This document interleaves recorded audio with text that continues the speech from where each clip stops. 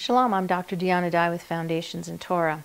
We're going to talk about a unique expression, out of his belly will flow rivers of living water. What does that really mean? We first have to look at John chapter 7.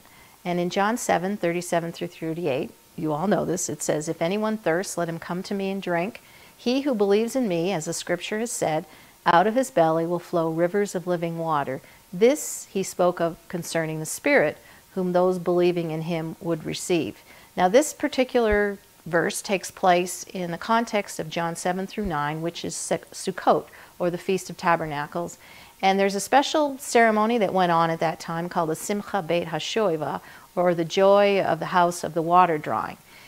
To set up the stage in John chapter 7, it's the final day of Sukot, Hoshana Rabbah, or the day of the great salvation.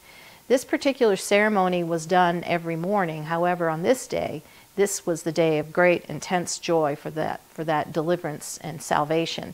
And you might be familiar with the scripture in Isaiah 12:3, "Therefore with joy shall you draw water out of the wells of salvation." So this is related to Sukot. This is when this verse is sung. And the wells of salvation is referring to the pool of Shiloah, the pool of Siloam. That's the Greek name. And this intense joy is reserved for this Nisuch Hamayim, the pouring of the water on the altar. And the water was drawn out of the pool of Shiloah, which was located down below the Temple Mount, where the three valleys met, and which happened to be inside the walls, though.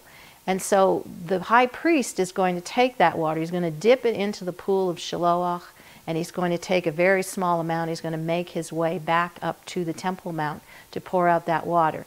Now, at the time, and early in the temple period, we have a picture here with Hezekiah's tunnel. At his time, the water system was outside the city's defensive system, so there was a security weakness. Hezekiah's tunnel allowed the water to be brought inside the city and protect it from the enemy. And so the tunnel was carved in rock, not a straight line. It went from the Gihon spring all the way down to the pool of Shiloah. The picture, according to the sages, is that of a birth canal, so that the Gihon was the womb of creation, and the water that came from there went down through the canal and, of course, ended up in the pool of Siloam, or the pool of Shiloah. And so from the womb, the Gihon through the birth canal, this is our imagery here of the Spirit coming forth from that water. And so the word Gihon originally is Giach, which can be translated stomach or belly. It means something to burst forth, or a fountain gushing, is like in a birth from the belly or from the womb. So Gihon actually means to gush out, that is water gushing out, speaking of a fountain.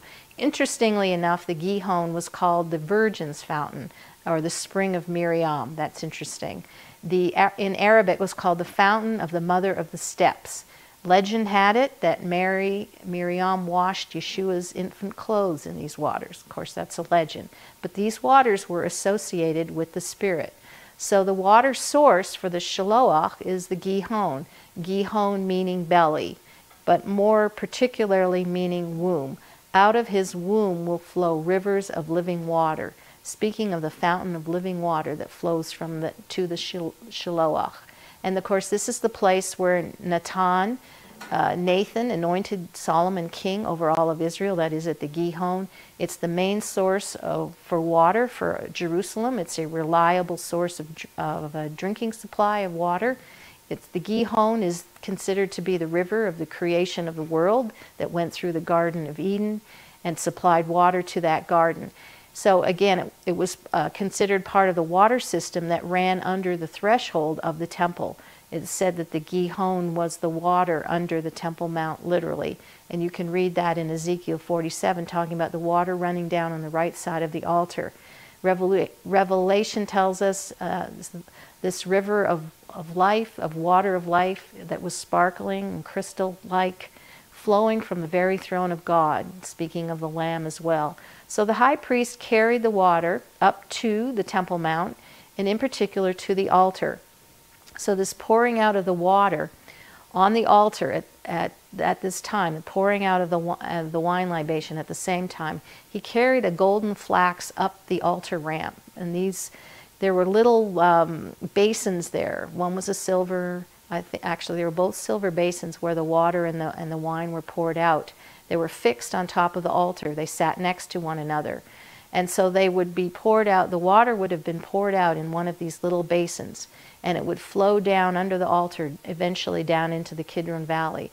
And the idea in the picture here is that the altar is as like a heart, and the water being poured out on the heart, like the Spirit being poured out on the heart of a man, and going down into the Kidron Valley, the place of the dead, so that ultimately the dead would be raised to life. And so the Shiloach represents that, the Spirit of God. Hope that helps. See you next time. Shalom.